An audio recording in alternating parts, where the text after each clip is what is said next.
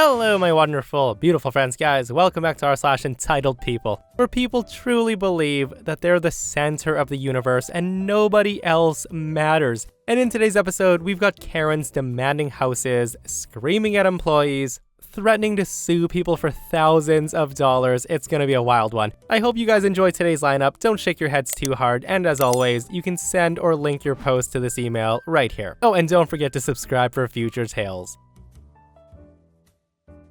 So this happened Saturday night during rush hour. I'm the manager of a Chinese restaurant that has a really busy to-go. One of my hostesses hands me the phone and said, this lady is not gonna wait at all for her order, and she wants to speak to a manager, even though we're quoting 40 minutes at this point. The conversation goes like this. So I pick up the phone and say, hi, this is the manager. Unfortunately, I can't get your order out before our wait time, as our kitchen is extremely busy. Karen then screams at me and says, put my order first. I need it right now.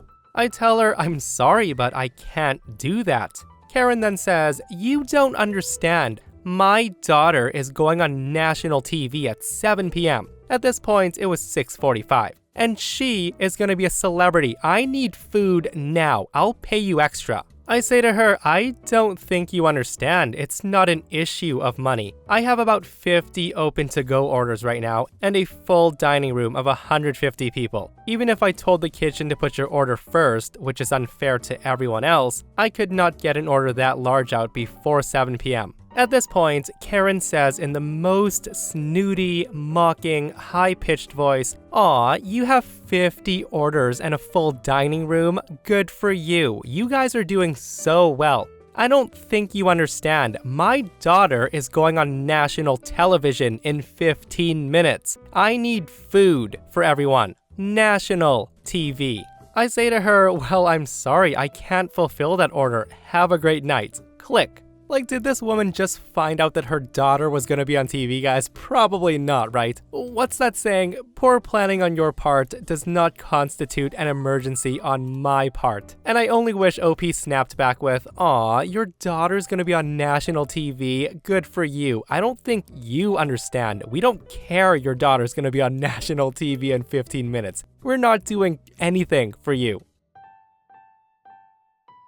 So I worked at my university's bookstore for 2 years as a register monkey. Now I say register monkey because cashier did not cut it. We had to do anything our team leads told us to do, like trained monkeys.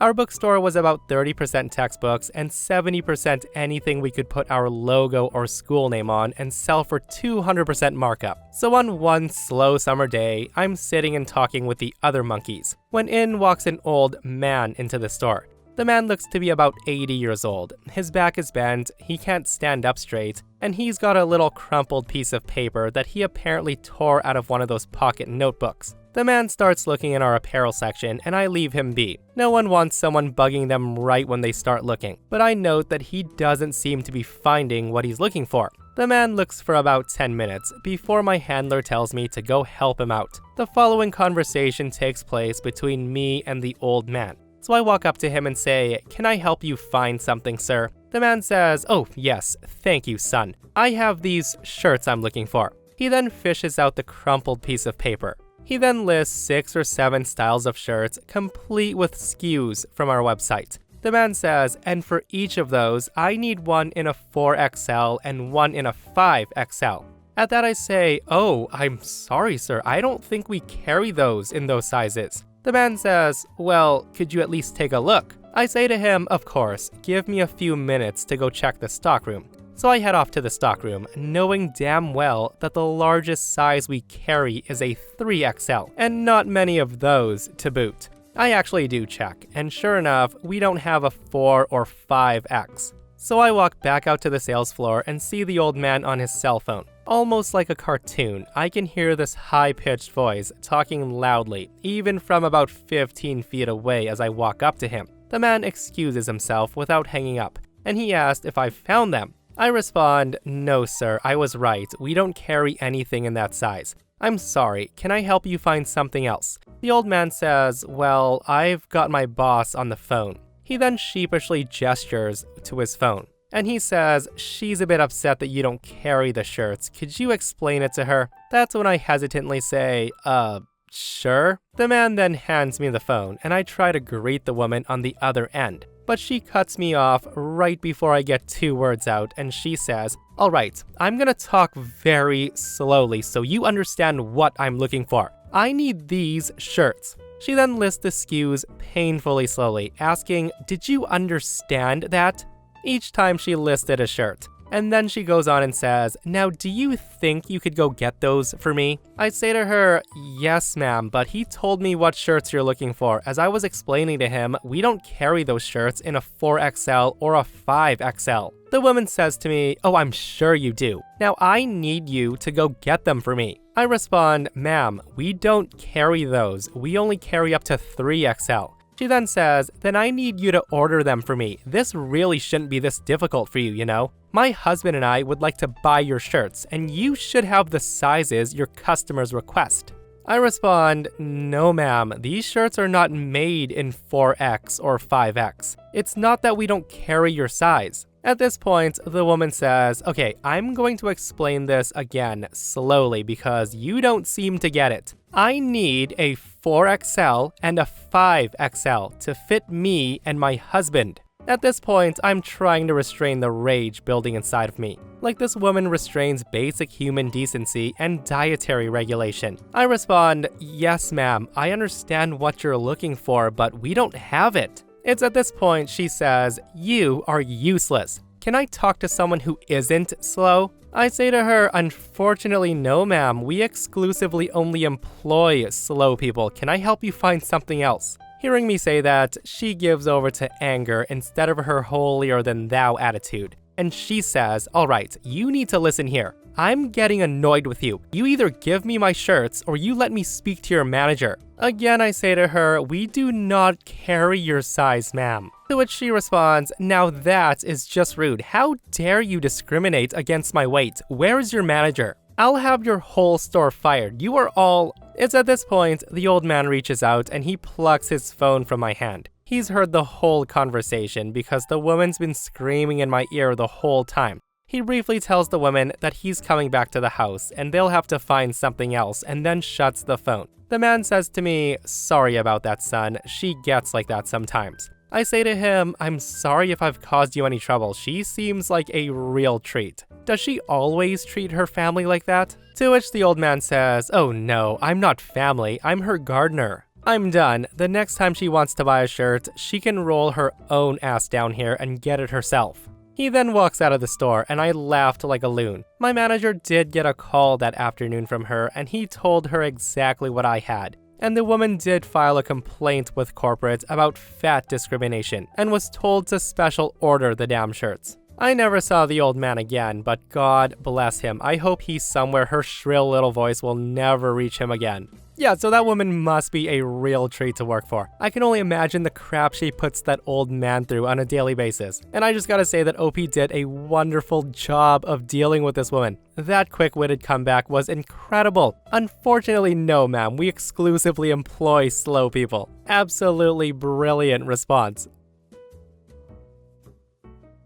When I worked at the biggest retail chain in America, we had an odd but easily understandable way to display and sell our TVs. If the TV has one price tag on it, that means that was the price for the TV in box, and the display was not for sale. If the TV had two, one would be clearly marked display model price, and the other price tag was for a brand new in-box TV. The display price often reached insane discounts. The longer it sat there, the lower our system automatically lowered the price. One time, we sold a $2,000 brand new TV for $200 because it was the display. I wanted that TV so bad and was sad that another coworker got to it first. But my luck turned around. The almost exact same model minus the curved screen was up for grabs. Also, $2,000 brand new. They were selling it for $500. It was a really, really nice, smart TV. 4K, smart hub, the effing works. Now to the meat of the story. So a customer saw online that we were selling a similar looking TV, which was different model number and resolution,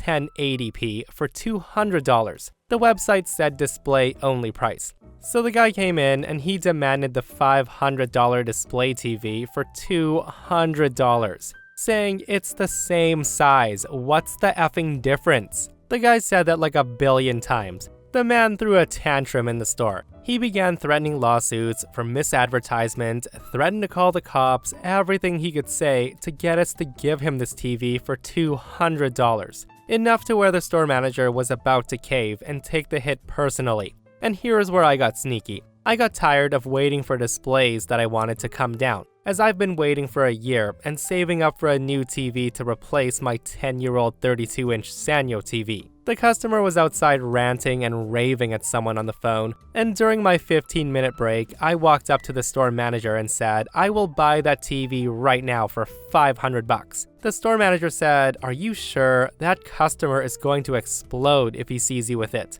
To which I say, that's fine, I'll just wheel it out to my car so he can watch me load it into the back. The manager says, alright, I got tired of him anyway. He was being an ass to me and multiple associates. He deserves this. If corporate calls, I'll show the camera footage. That should be enough for us to be in the clear. So with that, I buy the TV, making sure that I walked right by that customer with that TV. I was so happy I got the TV, but the icing on the cake is he turned tomato red. I'm not even kidding. The guy screams at me saying, what the F are you doing? That's my TV. I responded, I saw this TV on sale and I bought it. He then screams at me and says, why would you buy it? I was about to buy that. That's when I said, oh, I thought you didn't want it anymore after you left the store. I didn't realize you left to call someone. And note, I totally did, by the way. He then screams at me saying, are you getting smart with me? I will kick your ass right here. Give me my TV. And here's where I almost gotten reprimanded and beat up. I couldn't resist.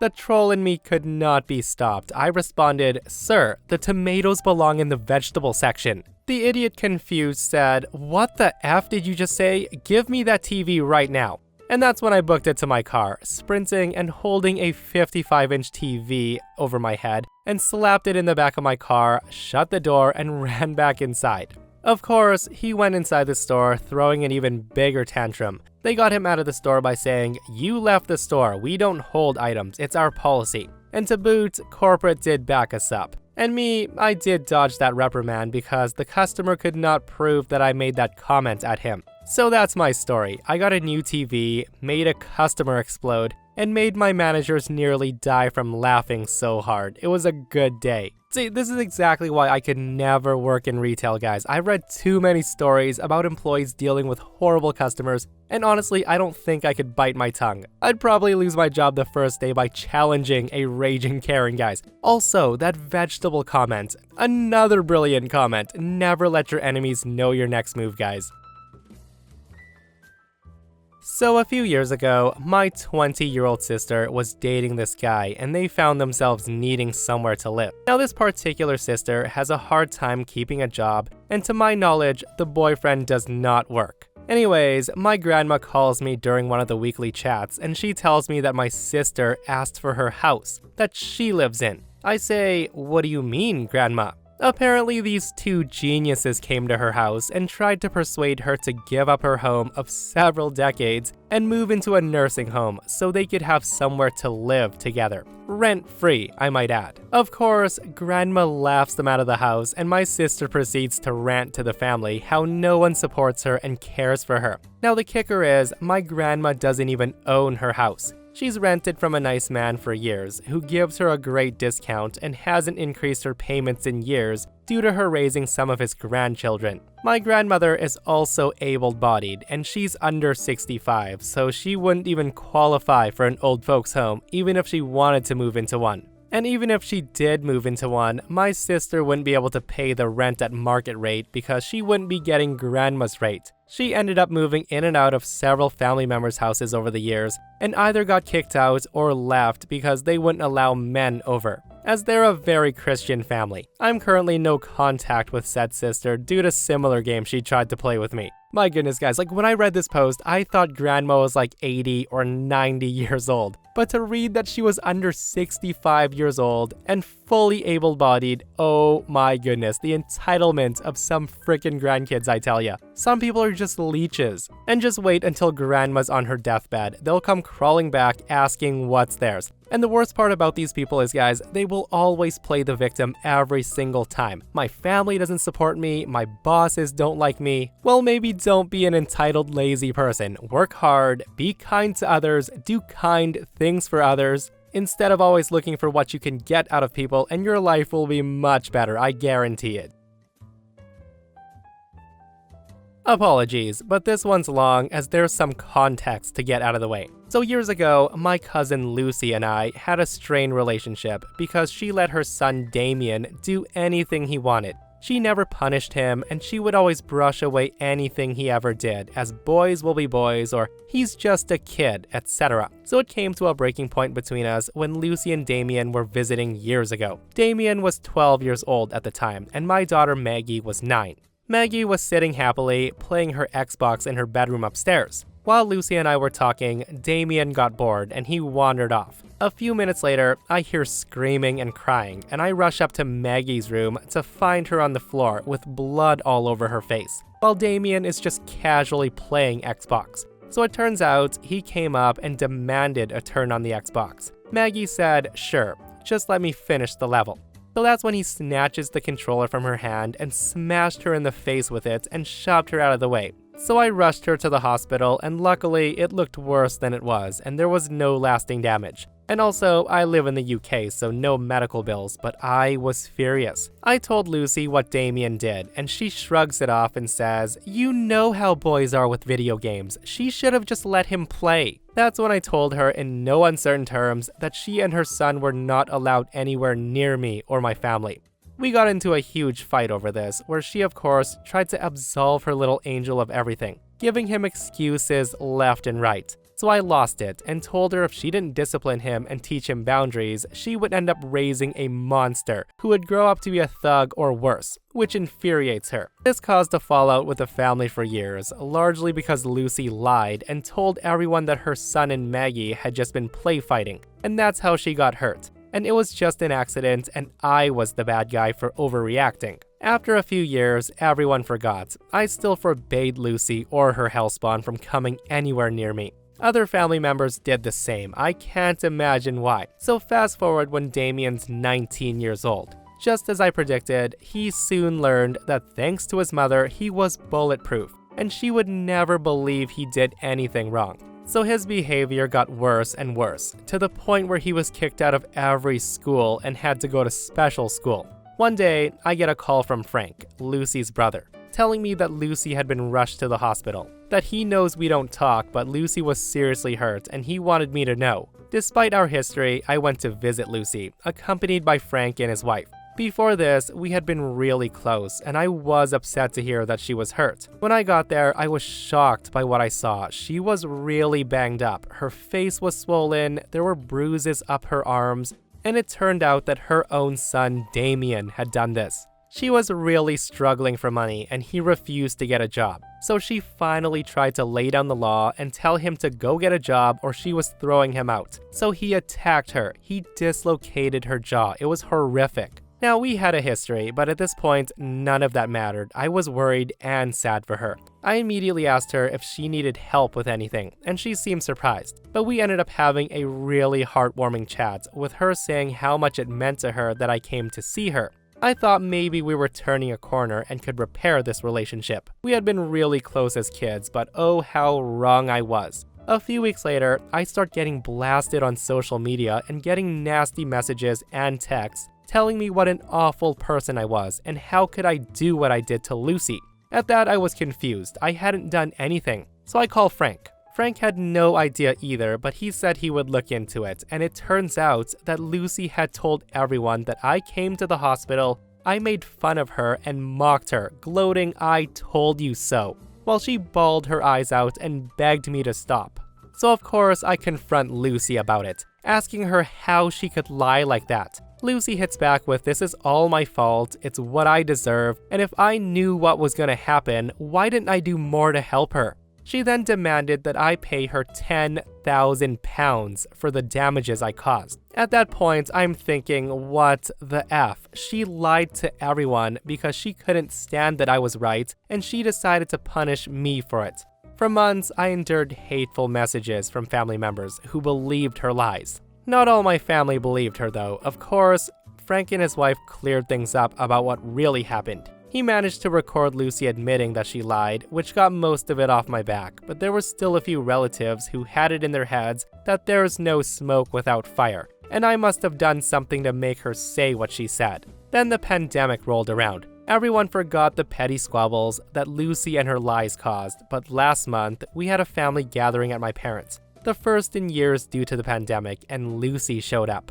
Thankfully, Damien was absent on account of serving a prison sentence for aggravated assault and battery, unrelated to what he did to his mother. That's when I went to ask Lucy how she was doing. The first words out of her mouth were, "You need to pay me what you owe me. If you don't, I'm suing you and taking you to court. I need that money. It's the least you can do for ruining my life." She then followed me around the party demanding I pay her, telling everyone who would listen that I ruined her life. My, what a happy family reunion. Yeah, so I just want to say that no judge in their right mind would rule in her favor, guys. And honestly, she'd be laughed out of court. And the sad thing is, OP was and is absolutely correct. Lucy has no one but herself to blame. And what's worse is this is a common situation, guys. Like, this is exactly what happens when you refuse to enforce positive structure in a growing child's life. They do what they want, when they want, and unfortunately sometimes they'll even turn on the parents when they don't get what they want, or the parents try to make them do what they don't want. It's sad, guys. And like OP said, it's sad what happened to her. Like, no child should ever hurt their mother, but Lucy was the one that created that entitled monster. I'm a 32-year-old female, and I recently inherited a good amount of money from my mom. I keep the money in a separate account, as I still haven't decided what to do with it, and I don't want it to go to waste. I noticed my husband constantly bringing up the inheritance money and making countless suggestions as to how I should spend it. Another thing is, he expects me to pay for nearly everything. For New Year's Eve, my husband and I met up with his family at a restaurant to celebrate. It was going fine, until I found out that I was expected to pay for everyone at the table. My husband's mom even joked about paying for dinner out of my inheritance pocket, which just made me livid, but I showed no reaction. I just silently paid for my own food and drinks and then got up and made my way out of the restaurant. They were all shouting after me like a crowd, and my husband tried to get me to come back, but I drove home. He got back at 3 a.m., yelling at me, saying that I was pathetic to get up and walk out on him and his family, after they relied on me to pay for their food. They thought I was gracious enough to do it, but they were wrong.